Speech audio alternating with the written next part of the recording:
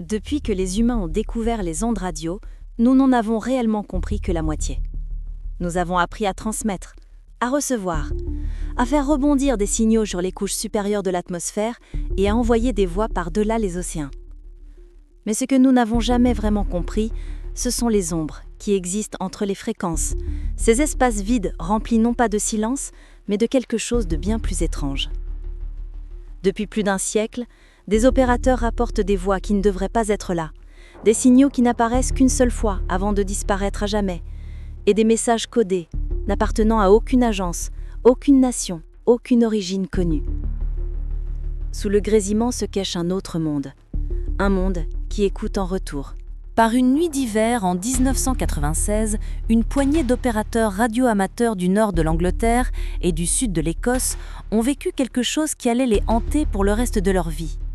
L'incident, surnommé plus tard le SOS de minuit, demeure l'une des émissions les plus déroutantes jamais enregistrées. Un appel de détresse provenant d'un endroit qui aurait dû être silencieux, prononcé par une voix qui n'avait rien à faire sur une fréquence active, relayée à travers une interférence comme aucune que les auditeurs n'avaient jamais entendue. Cela a duré 38 secondes, puis cela est disparu. Pour comprendre l'importance de ces 38 secondes, il faut d'abord comprendre les personnes qui étaient éveillées pour les entendre. Les opérateurs radioamateurs ne sont pas de simples insomniaques équipés d'antennes dans leur grenier, même si certains correspondent parfaitement à cette description. En réalité, ce sont des gardiens de fréquences abandonnées. Ils veillent sur les portions du spectre électromagnétique que les agences officielles ont depuis longtemps cessé de surveiller. Contrairement aux voix lissées de la radiodiffusion moderne, les opérateurs de ham radio s'assoient dans des pièces faiblement éclairées, entourées de cadrans, d'oscilloscopes et de murs recouverts de cartes du monde. Ils connaissent les conditions météorologiques qui courbent les ondes, l'activité solaire qui déforme les transmissions et le léger bourdonnement des interférences d'origine humaine. Ils savent peut-être mieux que quiconque quand quelque chose ne tourne pas rond. Peu après minuit, le 17 février 1996, la dissonance a commencé. Tout commença par un grondement sourd et irrégulier. Quelque chose qui n'était ni atmosphérique, ni électrique, ni mécanique. Les opérateurs le décrivirent comme un bourdonnement grinçant, semblable au métal qu'on plierait lentement sous une pression immense. Ce son se déversa sur une fréquence morte autour de 460 kHz, une bande entièrement abandonnée par les services d'urgence comme par les émetteurs commerciaux. Personne n'aurait dû y diffuser quoi que ce soit. Puis, 3 tonalités émergèrent, longues, perçantes, parfaitement espacées. Elles ressemblaient à un motif de détresse maritime, mais ne correspondaient à aucun protocole d'urgence connu. Elles portaient une étrange oscillation harmonique, comme si la source de l'émission vibrait ou tremblait violemment pendant la transmission. Et puis, la voix apparut. Au début, elle était presque inaudible, faible, brisée, ensevelie sous une épaisse couche de parasites. Mais lentement, mot après mot, la transmission gagnait en clarté. Ce que les opérateurs entendirent ensuite glaça le sang de tous ceux qui étaient à l'écoute. « Mayday ! Mayday ! Quelqu'un me reçoit ? Répondez, s'il vous plaît. » La voix appartenait à un homme, essoufflé, tendu, peut-être blessé. Plusieurs auditeurs remarquèrent plus tard qu'il parlait comme quelqu'un qui avait couru, ou s'était caché, ou retenait sa respiration face à quelque chose d'invisible. Il y avait de la détresse non seulement dans ses mots, mais aussi dans les pauses entre eux. Le silence semblait volontaire, comme s'il écoutait quelque chose tout près de lui. Le message se brisa à 2 reprises, écrasé par de brusques bouffées de distorsion. Cette distorsion n'avait rien de commun avec les interférences habituelles auxquelles les opérateurs étaient confrontés. Ce n'était ni le flottement typique de la diffusion ionosphérique, ni l'affaiblissement ondulant des ondes célestes. Cela arrivait en impulsion nette, rythmique, presque mécanique, presque vivante. Mais lorsque la transmission se stabilisa, les opérateurs saisirent quelque chose d'inconfondable, des coordonnées. prononcés avec soin, délibérément, mais en tremblant. Les chiffres désignaient un point situé au cœur de la forêt de Kielder, une région isolée, sans piste d'atterrissage, sans littoral, sans balise de navigation. Rien qui aurait pu émettre un mayday maritime ne pouvait s'y trouver, ni même s'en approcher. Ce qui suivit grava définitivement l'histoire dans le folklore radiophonique. Si quelqu'un entend ceci, ils ne sont pas une main. La statique éclata à travers la fréquence. Une décharge violente qui fit vibrer les haut-parleurs et projeta les aiguilles dans le rouge. Au moins un opérateur affirma plus tard que l'interférence était si puissante qu'elle coupa brièvement l'alimentation de son émetteur-récepteur.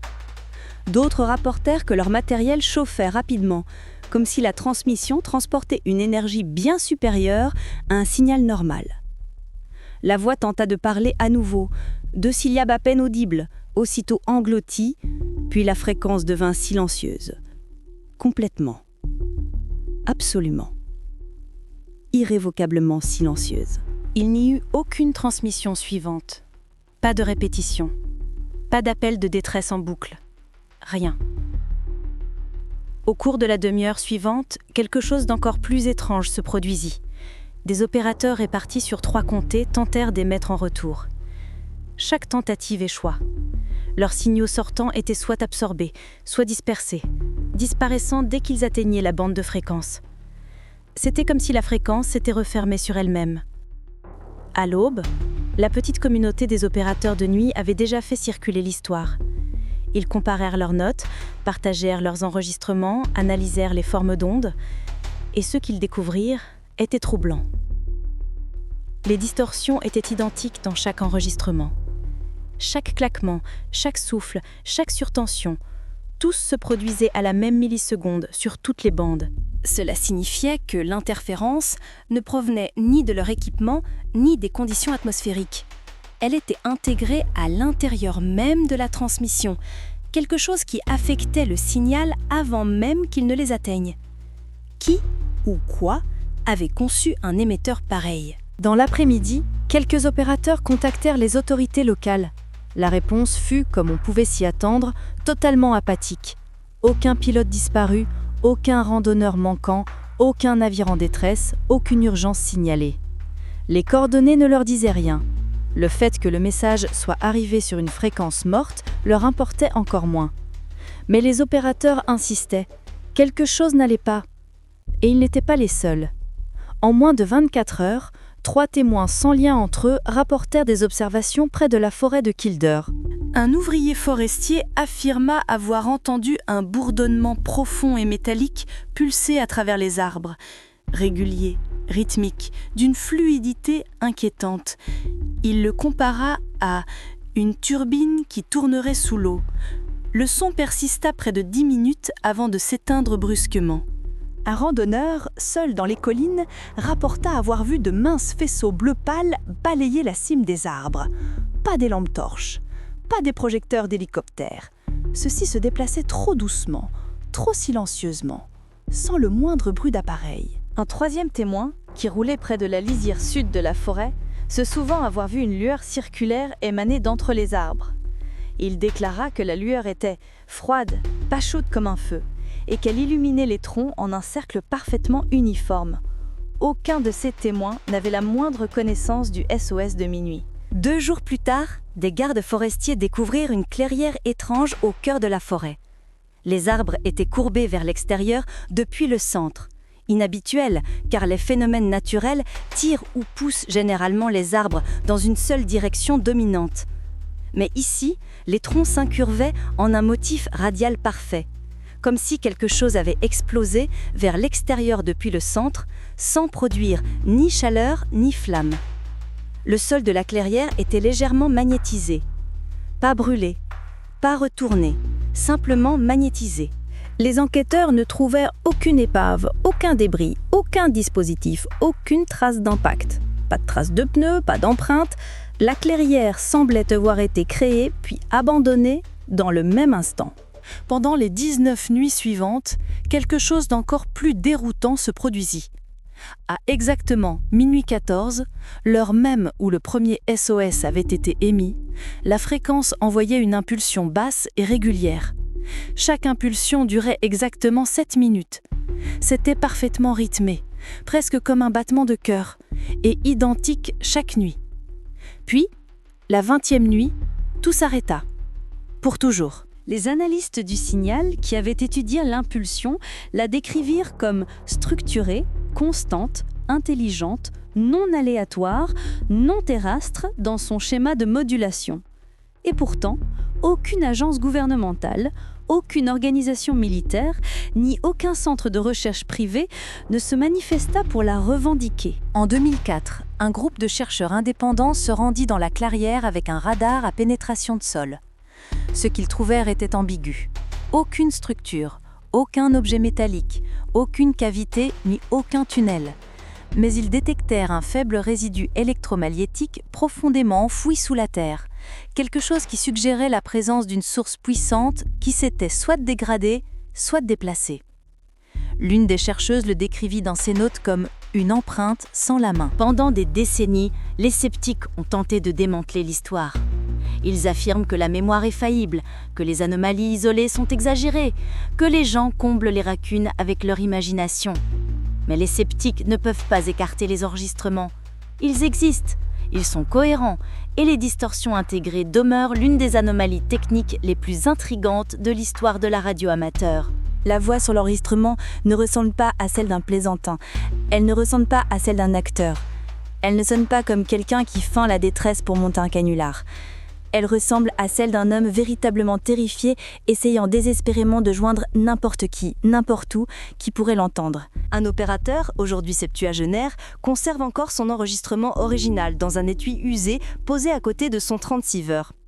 Interrogé des années plus tard, il déclara « J'en ai entendu des canulaires, j'ai entendu des pirates, j'ai entendu des gamins qui s'amusent avec des CB. Ça, ce n'était pas ça. C'était un homme appelant depuis un endroit où il n'aurait pas dû se trouver. Un endroit où il n'était pas seul. » Un autre opérateur consacra 21 années de sa vie à trianguler le point d'origine exact en utilisant d'anciens journaux, des données géomagnétiques archivées et des centaines de rapports d'amateurs. Il mourut avant d'achever le projet. Sur son bureau, les chercheurs trouvèrent des carnets remplis de cercles concentriques, de triangles superposés et de notes sur la décroissance du signal qui menait à une conclusion troublante. Le signal provenait très probablement de sous la Terre, ni de l'air, ni de la mer, ni de l'orbite, du sous-sol. Mais il n'existe aucun tunnel sous cette région. Aucun bunker, aucun puits de mine abandonné suffisamment profond pour permettre une transmission d'une telle puissance. Rien créé par des humains, du moins rien d'officiellement répertorié. En 2018, une analyse spectrale plus récente et plus sensible de l'enregistrement original révéla quelque chose qui avait jusque-là échappé. Une légère couche harmonique sous la voix. Pas du bruit, pas de la statique. Un motif.